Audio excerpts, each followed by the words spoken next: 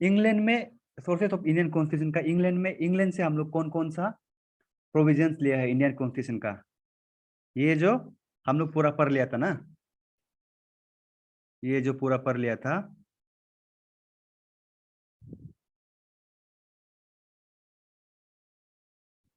Okay, we will make the screen full. हाँ, ये rule of law, parliamentary government, law making procedure, committee system, parliamentary privilege और office of controller auditor general, ये सब सबको clear हो गया था तो ना। तो अभी हम लोग नेक्स्ट में जाएगा। नेक्स्ट, यूएसए से कौन कौन सा ये लिया है, यूएसए से कौन कौन सा प्रोविजंस लिया है इंडियन कॉन्स्टिट्यूशन में। ओके, जो फर्स्ट पॉइंट जो यूएसए से लिया है that is fundamental rights. Fundamental right article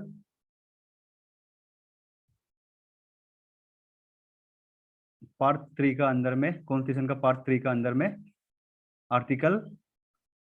article number 12 to 35 तक है। ओके, आर्टिकल नंबर 12 टू 35 तक है। और ये फंडामेंटल राइट क्या है, इसको बाद में डिटेल से हम लोग बाद में पढ़ेगा जब फंडामेंटल राइट का पार्ट आएगा।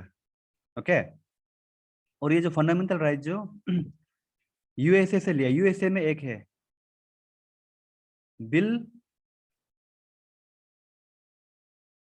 बिल ऑफ राइट्स बोलकर, ये जो यूएसए का फंडामेंटल राइट है। ओके, ये जो यूएसए का फंडामेंटल राइट्स है, ये जो बिल ऑफ राइट जो लिया गया है, सब क्लियर है ना।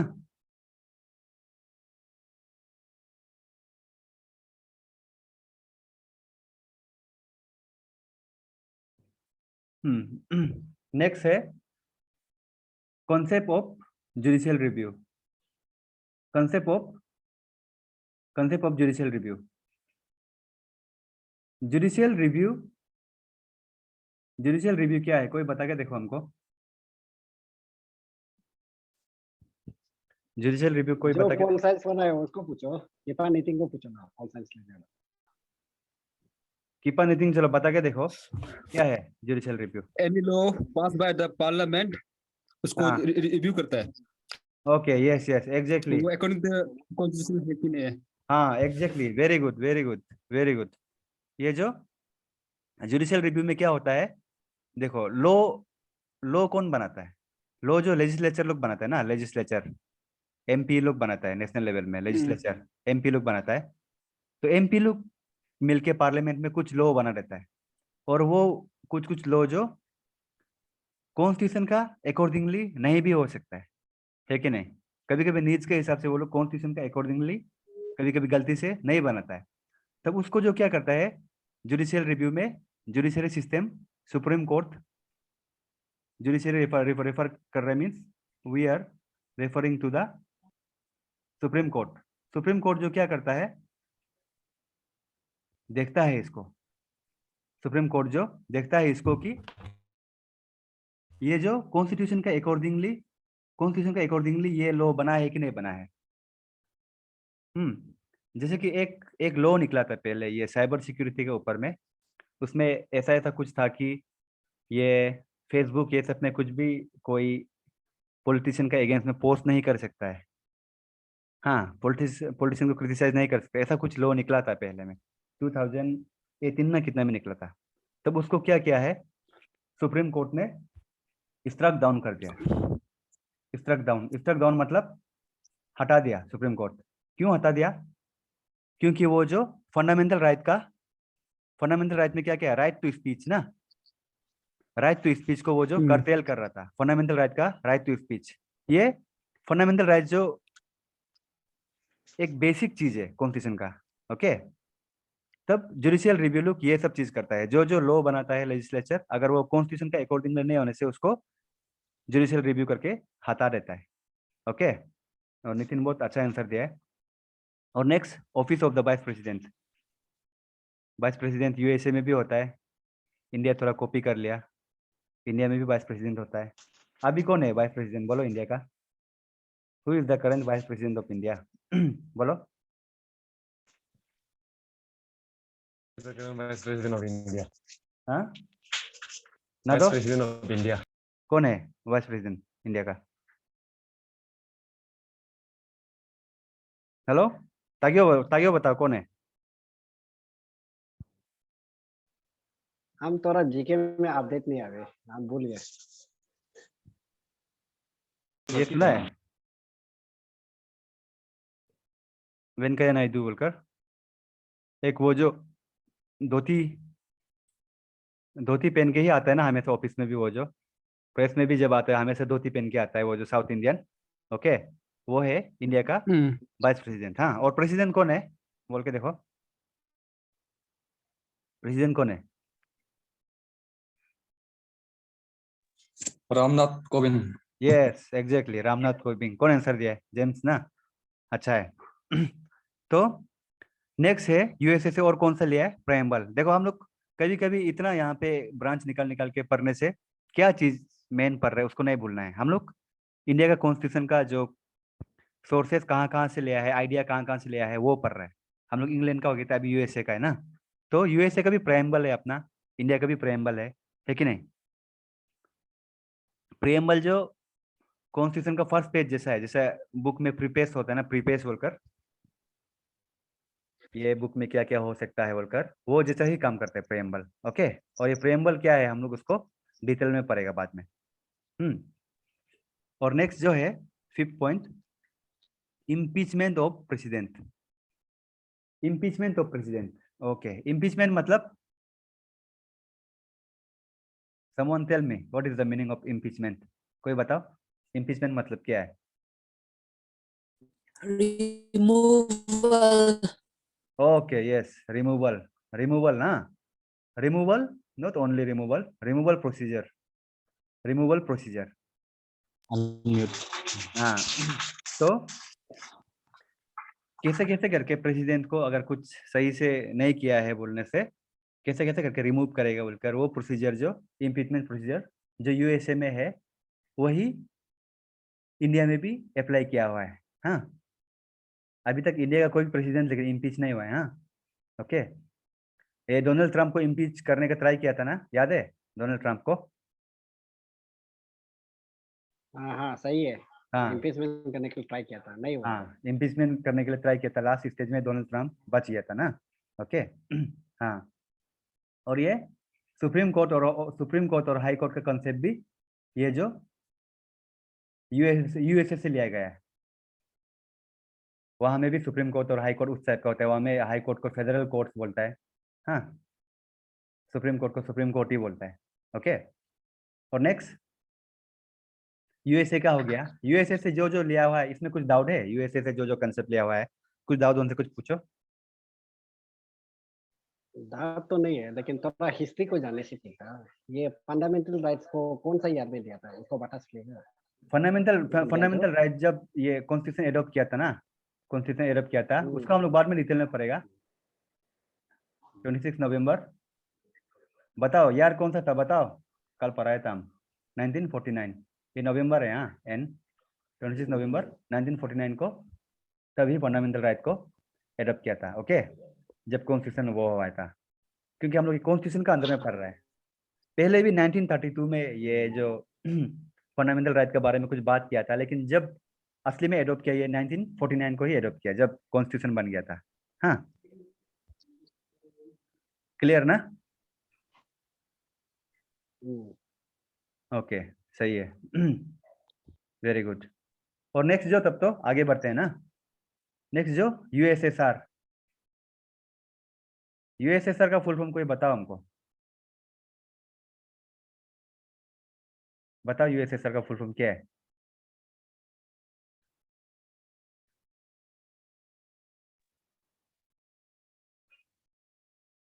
अरे पोल साइज स्टूडेंट लोग कहाँ है, जवाब दो।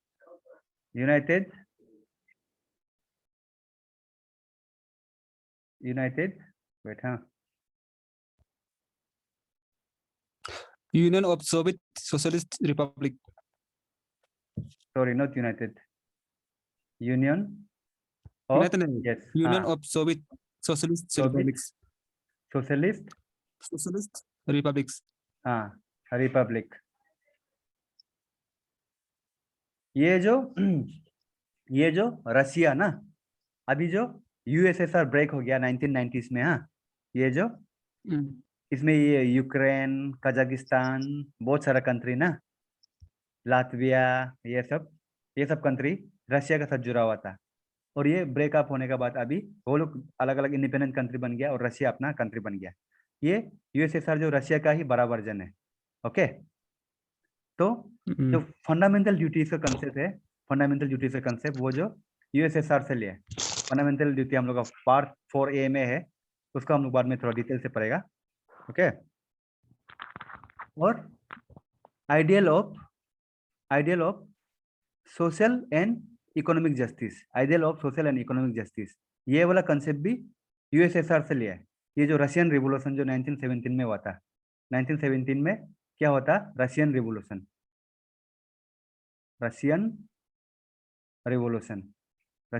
हुआ था, वहां से ये लिया गया है। ये जो ये ideal of social justice and economic justice, social and economic justice. Social justice मतलब क्या है, कोई बोल के देखो, ऐसे ही देखो। हम जब आप लोग को क्वेश्चन करते हैं ना, हेलो सब सुन रहे हैं ना, हम जब आप लोग को क्वेश्चन करता है तब आप लोग का हम नॉलेज टेस्ट करने के लिए नए क्वेश्चन नहीं करते हैं। हाँ okay, most of the thing क्या होता है, आप लोग पहले से जानता होता है, या फिर सिर्फ इंग्लिश वर्ड को देख के या फिर कुछ ना कुछ वैसे जानता होता है। और जब हम पूछता है तो जब आप लोग उसको आंसर देता है, देन क्या होता है, योर ब्रेन रिकॉल्स इट। और जब उसको रिकॉल करते हैं तो क्या होता है, रिकॉल करने से क्या होता है, आपको याद होता है और भी याद होता है जो चीज़ आप जानता है। और गलत बोलने से भी हम क्लियर कर देगा। चलो बोल के देखो अभी, सोशल जस्टिस मतलब क्या है,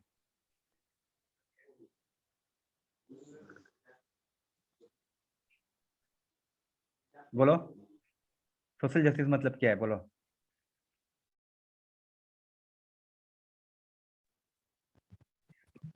जेम्स बोलो तो।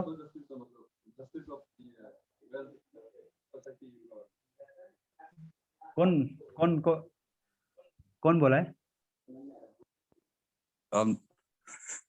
जस्ट आरतीजे। ओ हाँ, सोशल जस्टिस मतलब देखो, सोशल जस्टिस मतलब वो होता है, सोशल मतलब ऑलवेज रिलेटेड टू सोसाइटी ना। देखो अभी हम लोग क्या होता है, सोसाइटी में क्या होता है, डिफरेंट काइंड ऑफ रिलीजन्स होता है ना, डिफरेंट काइंड ऑफ रिलीजन होता है, डिफरेंट काइंड ऑफ, हिंदू में क्या होता है, कास्ट होता है।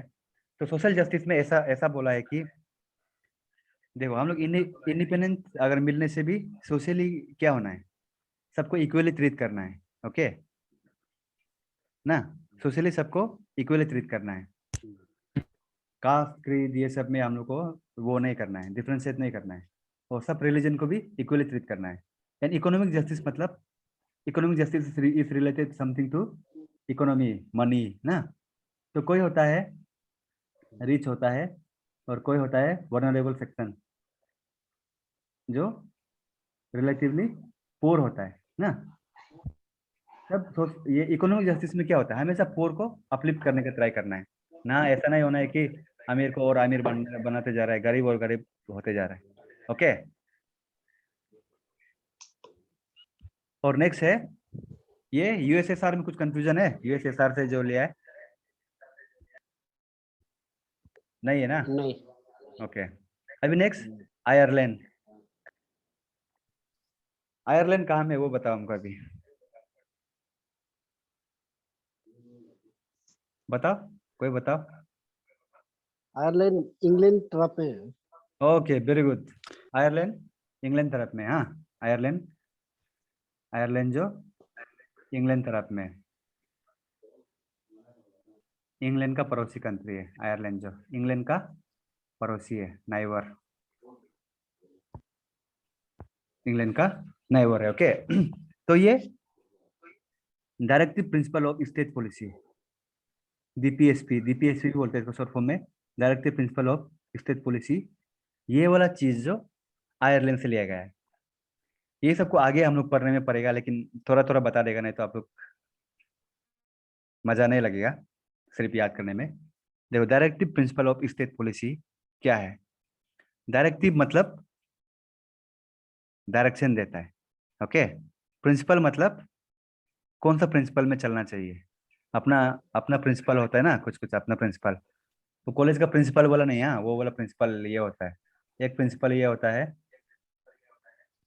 One principle, this is principle, सिद्धांत बोलता है, ये क्या बोलता है इसको हिंदी में, and one this is principle. ये जो पाल और ये पल, हाँ, जो पाल होता है, ये जो क्या होता है, कॉलेज का प्रिंसिपल, स्कूल का प्रिंसिपल, हाँ। But this is different principle of state policy. State policy मतलब स्टेट मीन्स यहाँ पूरा कंट्री को रेफर किया हुआ है। स्टेट पॉलिसी क्या इको इको आ रहा है तो? हाँ, जेम्स हम दोनों साथ में है ना। ओ, दोनों साथ में क्या? तब तो एक तू का बंद कर दो माइक। तो देखो, directive principle of state policy DPSP, country को लो कैसे कैसे बनाना है बोलकर, ये जो डीपीएसपी का अंदर में लिखा गया है, कॉन्स्टिट्यूशन का अंदर में। देखो, कंट्री कंट्री को क्या जरूरी है, क्या जरूरी नहीं है। एक तो होता है कि जो अभी करंट सिचुएशन को देख के क्या जरूरी है, क्या जरूरी नहीं है बोलकर देखता है। लेकिन एक जो होता है लॉन्ग टर्म गोल, जो जरूरी बाद में होगा ही होगा बोलकर, तो वो सब जो डीपीएसपी में लिखा हुआ है। जैसे कि राइट टू एजुकेशन, अभी राइट टू एजुकेशन है ना, कितना से कितना साल तक को है राइट टू एजुकेशन, बोल के देखो। शायद 6 to 14 हो गए। यस, एग्जैक्टली, एग्जैक्टली, हाँ। 14 ईयर्स तक, 6 to 14 ईयर्स तक राइट टू एजुकेशन है ना। तो राइट टू एजुकेशन में क्या है, अभी जो वो ये बन गया राइट टू एजुकेशन, जो आरटीई भी बोलते हैं, हाँ, not RTI, RTE, right to education, article 21A। ये अभी राइट टू एजुकेशन जो फंडामेंटल राइट बन गया, अभी ये जो फंडामेंटल राइट बन चुका है। लेकिन पहले जो क्या था, पहले में जब इंडिया इंडिपेंडेंट हुआ था, ये राइट टू एजुकेशन जो डीपीएसपी का अंदर में था। डीपीएसपी में क्या है, कंट्री आगे क्या करने से लॉन्ग रन में अच्छा होगा, वो सब होता है पहले। और डीपीएसपी में जो अभी जो चीज अभी तक नहीं किया गया है, ज्यादातर ऐसा चीज होता है। और फंडामेंटल राइट में जो चीज कर चुका है, ये मिलना ही मिलना है उस टाइप का। अभी राइट टू एजुकेशन में क्या है, एजुकेशन मिलना ही मिलना है, इतना से इतना ईयर का बच्चा लोग को बोलकर, ओके। लेकिन इसको जैसे कि एग्जांपल बता रहा है, राइट टू एजुकेशन को इंडिया इंडिपेंडेंट मिलता ही क्यों नहीं, राइट टू एजुकेशन क्यों नहीं लगाया होगा, बोल के देखो, जस्ट अंदाजा लगा के देखो।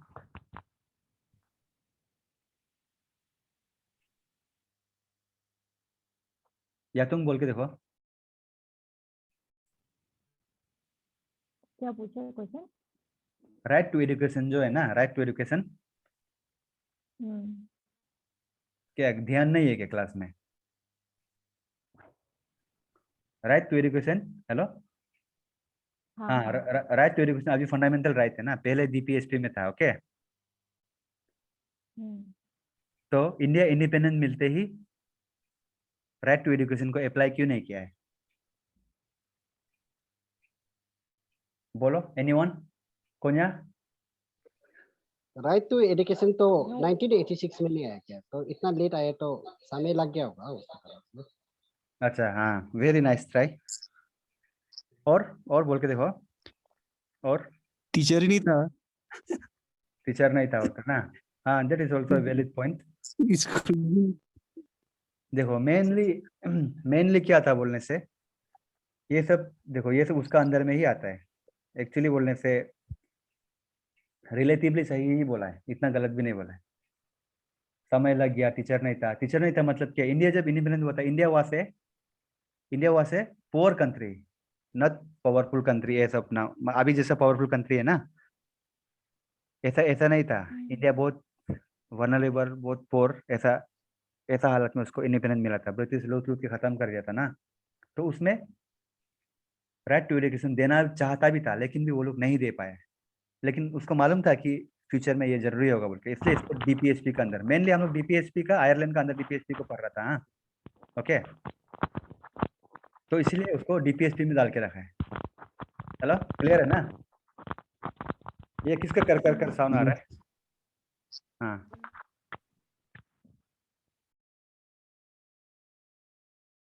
ओके, तो नेक्स्ट में है nomination of members of Rajya Sabha, nomination of members of Rajya Sabha. हाँ, तो राज्यसभा को क्या बोलता है इंग्लिश में? अपर हाउस ना।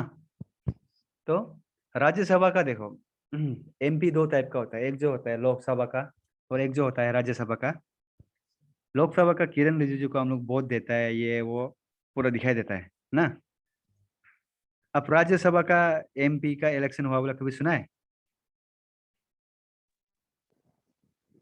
नहीं सुना हुआ? नहीं सुना है वो, हाँ, क्यों नहीं सुना है। क्यों नहीं सुना है? क्योंकि वो लोग इनडायरेक्ट इलेक्शन होकर नॉमिनेट होता है। हाँ, ठीक है, इनडायरेक्ट इलेक्शन होके वहाँ में जो एमएलए लोग बैठा हुआ है, जो चुन के आया हुआ है, वो लोग जो स्टेट से भेजता है किसी को राज्यसभा को रिप्रेजेंट करने के लिए। ओके, सो इसीलिए सुनाई नहीं देता है। तो ये प्रोसीजर भी आयरलैंड से लिया है। ओके, और method of election of president, हम लोग का यहाँ प्रेसिडेंट का इलेक्शन कैसा होता है? यूएसए में कैसा होता है बता के देखो। यूएसए में डायरेक्ट इलेक्शन होता है ना। ये प्रेसिडेंट यहाँ में कैसे होता है बता। प्रेसिडेंट का इलेक्शन, इलेक्शन ऑफ प्रेसिडेंट कैसा होता है? प्रेसिडेंट का इलेक्शन, प्रेसिडेंट का इलेक्शन देखो। उसको ये पीएम जो डायरेक्ट ये नहीं करते क्या? नहीं ऐसा, हाँ ऐसा नहीं है। देखो हम लोग का यहाँ में सिर्फ इतना याद रखो अभी के लिए, वो आगे हम लोग वो डिटेल में बाद में जाएगा। प्रेसिडेंट का इलेक्शन हम लोग का यहाँ पे इनडायरेक्ट इलेक्शन होता है, इनडायरेक्ट, इनडायरेक्ट इलेक्शन होता है। पब्लिक लोग सीधा वोट नहीं रहते प्रेसिडेंट बनाने के लिए। हाँ, वो पार्लियामेंट में वोटिंग सिस्टम होता है। और जो यूएसए में क्या होता है, डायरेक्ट इलेक्शन होता है प्रेसिडेंट का। यूएसए में डायरेक्ट इलेक्शन जो यूएसए में होता है, यूएसए में डायरेक्ट इलेक्शन होता है। ओके, तो ये डिफरेंस है। और ये जो मेथड ऑफ इलेक्शन आयरलैंड का जो इनडायरेक्ट इलेक्शन होता है, ये जो कहाँ से ले गया है, और इन ये method of election of president ये जो आयरलैंड से ले गया है। समझा ना? अभी नेक्स्ट इसको बोल्ड लेटर में लिखना भूल गया। कनाडा से क्या क्या ले आए हम लोग देखते हैं। कनाडा से federation with strong centre, federation with strong centre. हाँ, हम लोग का इंडिया जो क्या है, फेडरल कंट्री है। फेडरल कंट्री क्यों है? क्योंकि सेंटर में एक गवर्नमेंट है and it is divided into many states. अभी कितना 28 29 कितना स्टेट है बोलो कोई, रेनी बोलो तो। 29 पक्का 29 है। और यूनियन टेरिटोरी कितना है? 7 8 8 सॉरी हाँ 8।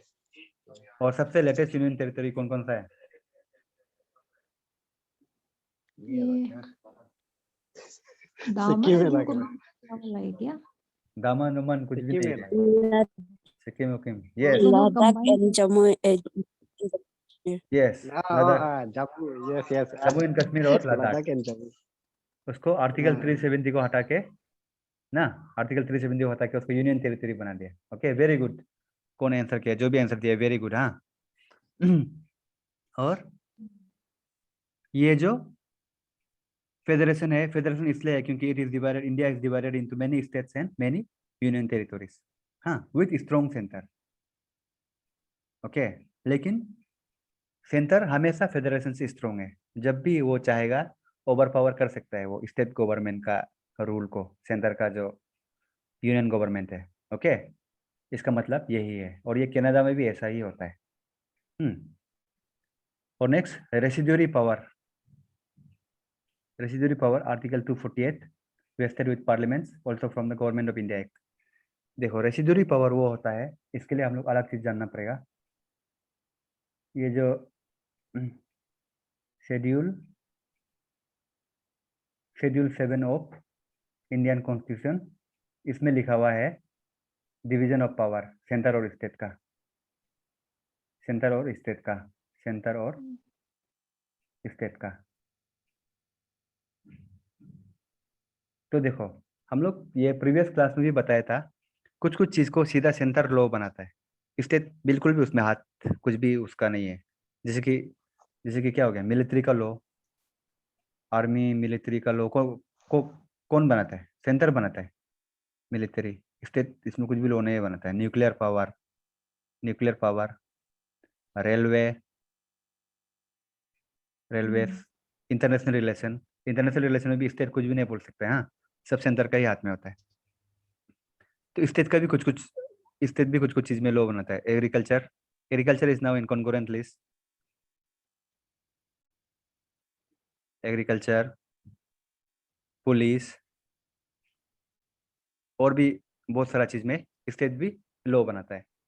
तो देखो, कुछ पार्ट जो स्टेट लॉ बनाता है और कुछ पार्ट जो सेंटर लॉ बनाता है।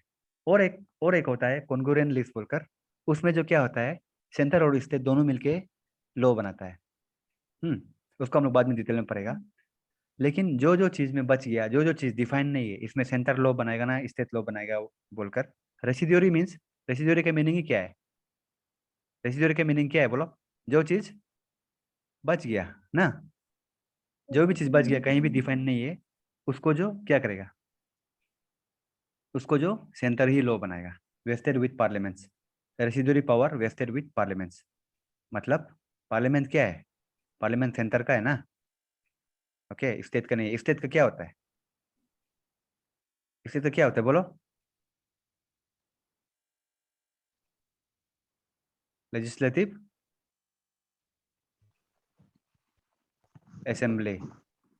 स्टेट का जो लेजिस्लेटिव असेंबली होता है और सेंटर में पार्लियामेंट होता है। ओके, और अभी देखो यहाँ पे हम लोग यूएसएसआर का, आयरलैंड का और कनाडा का, 1 2 3 4 country including the England, 5 country का हम लोग जान लिया क्या क्या लिया गया है इंडियन कॉन्स्टिट्यूशन में ये कंट्री लोग से। अभी यहाँ तक कुछ कंफ्यूजन है? पूछो। कुछ कंफ्यूजन नहीं हो तो नेक्स्ट स्लाइड जाएगा। ये हेलो। हाँ हेलो। डीपीएसपी को थोड़ा सा हेलो। हाँ हेलो। हाँ बोलो। ये फेडरेशन विद स्ट्रॉन्ग सेंटर को ऐसा बोल सकते हैं क्या? Sharing of power between centre and the states.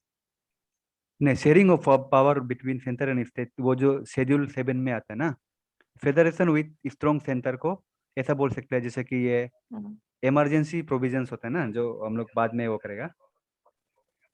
Hello. हाँ, जब वार लाइक सिचुएशन आ जाता है ना, तब जो सेंटर जो स्टेट को ओवर पावर कर सकता है, जब भी कुछ इमरजेंसी आ जाता है कंट्री में। हेलो। हेलो। हेलो। हाँ, सुनाई दे रहा है ना? हाँ आ रहा है, आवाज आ रहा है। हाँ हाँ। और जब भी वो, हाँ सुना दे रहा है। हाँ ये कर सकता है, जब ओवर पावर कर सकता है, वही है strong centre. Federation with strong centre मतलब डिवीजन ऑफ पावर तो है, लेकिन इस ये सेंटर कभी भी ओवर पावर कर सकता है स्टेट को। क्लियर है ना? ये directive principle of state policy को मैंने और एक बार क्लियर कर रहा था। इसको जस्ट इतना ही अभी के लिए याद रखो कि इंडिया को क्या क्या लो अच्छा, इंडिया को अच्छा बनाने के लिए चाहिए ना, वो चीज जो इसमें लिख के रखा हुआ है, जो अभी तक लो नहीं बनाया है लेकिन इंडिया को बनाने के लिए जरूरी है बोलकर ना, ये लिख के रखा हुआ है। इसको हम लोग बाद में डिटेल में पढ़ेगा, क्योंकि पॉलिटी जस्ट शुरू ही हुआ है ना, आगे और भी है। तो इसका पूरा एक एक चैप्टर है डीपीएसपी का। ओके, हम लोग उसको बाद में क्लियर से पढ़ेगा। क्लियर ना था क्यों? ठीक है। हाँ ठीक है। हाँ ओके। और नितिन जो क्या कोई स्क्रीनशॉट लेगा बोल रहा था, कौन सा वाला स्लाइड को? हम ले ले। ले लेना। ओके हम्म। ठीक है। हाँ, तो अभी नेक्स्ट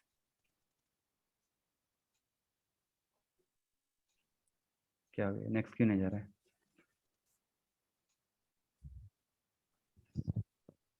वेट ए सेकेंड। हाँ,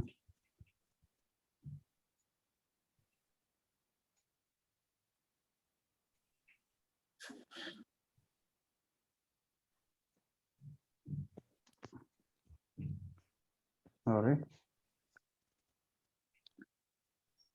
ये नेक्स्ट क्यों नहीं जा रहा है?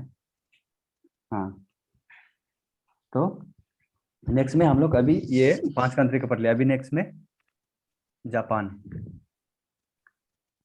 जापान से क्या लिया? हाँ, जापान से प्रोसीजर एस्टेब्लिश बाय लॉ। ये जो सेंटेंस है वो जापान से लिया है, procedure establish by law. Procedure establish by law मतलब आर्टिकल 21। देखो आर्टिकल 21 जो है ये फंडामेंटल राइट का अंदर है। आर्टिकल 21 जो है right to life, right to life, right to life का आर्टिकल है। ओके, तो यहाँ पे कॉन्स्टिट्यूशन में कहीं भी लिखा हुआ नहीं है कि अभी जैसे कि कॉन्स्टिट्यूशन का अकॉर्डिंगली किसी का जान ले सकता है बोलकर। हाँ, कॉन्स्टिट्यूशन के अकॉर्डिंग किसी का जान ले सकता है बोलकर, लेकिन यहाँ वहां पे कॉन्स्टिट्यूशन में एक चीज ऐसा लिखा हुआ है कि आर्टिकल 21 का अंदर में a person cannot be deprived of his life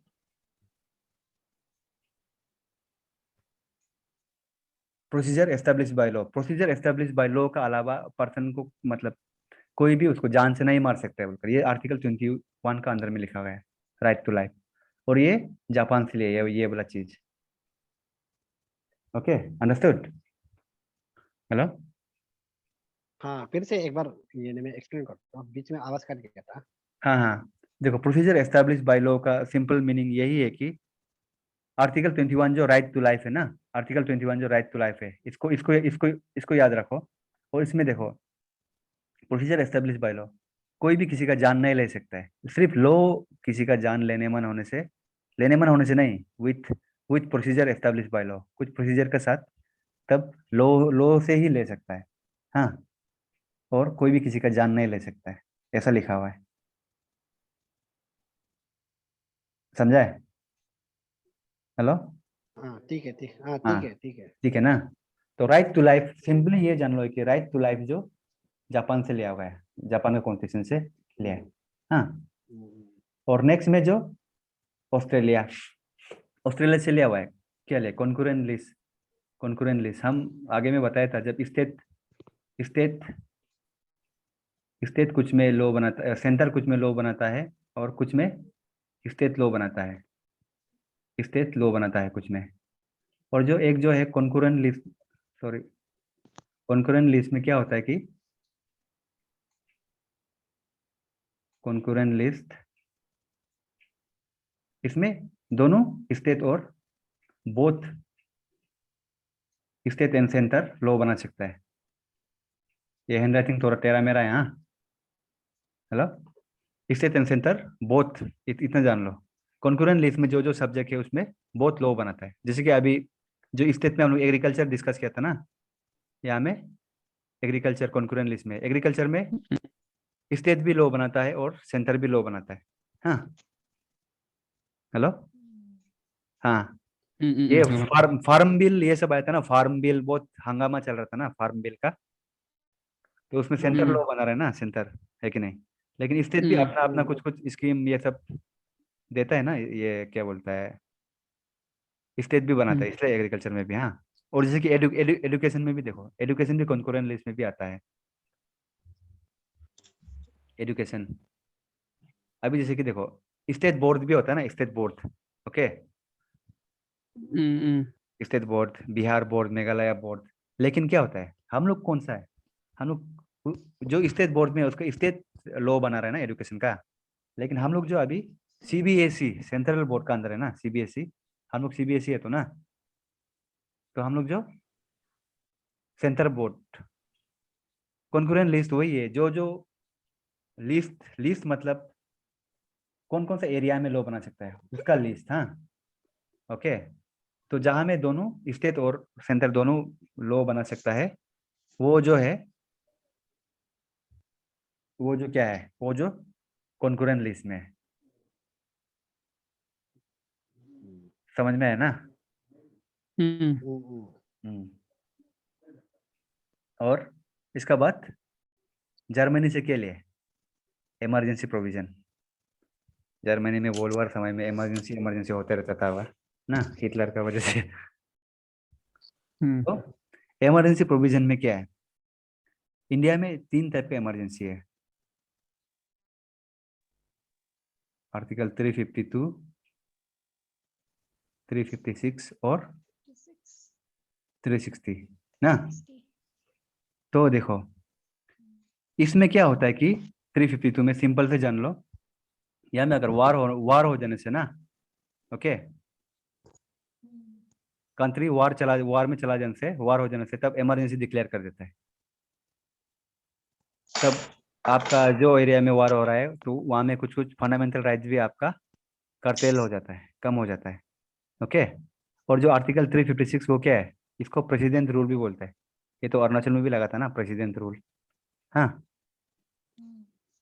president rule तब होता है जब ये स्टेट का जो कॉन्स्टिट्यूशनल मशीनरी जो फेल हो जाता है, मतलब जो स्टेट का जो असेंबली है ना, एमएलए लोग, हेलो, हाँ, ये लोग आपस में एग्री नहीं होके गवर्नमेंट नहीं बना सक रहा है बोलने से देन प्रेसिडेंट रूल लग जाता है। यहाँ भी ऐसे हुआ था ना, नवम तुकी का गवर्नमेंट को कलिगो पुल का ये गिरा दिया था, असेंबली को ताला लॉक करके गवर्नमेंट फंक्शन नहीं कर पा रहा था ना, तो इसीलिए प्रेसिडेंट रूल लगा था, ओके।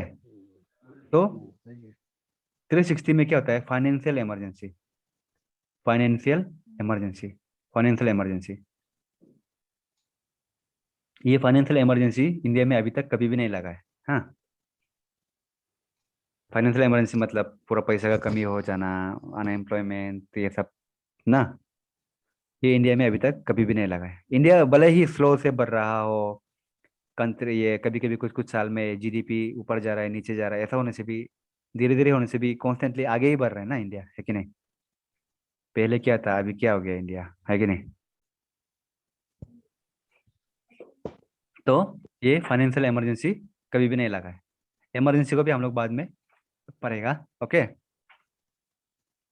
हेलो, हाँ, तो वही इमरजेंसी से related, suspension of fundamental rights during national emergency.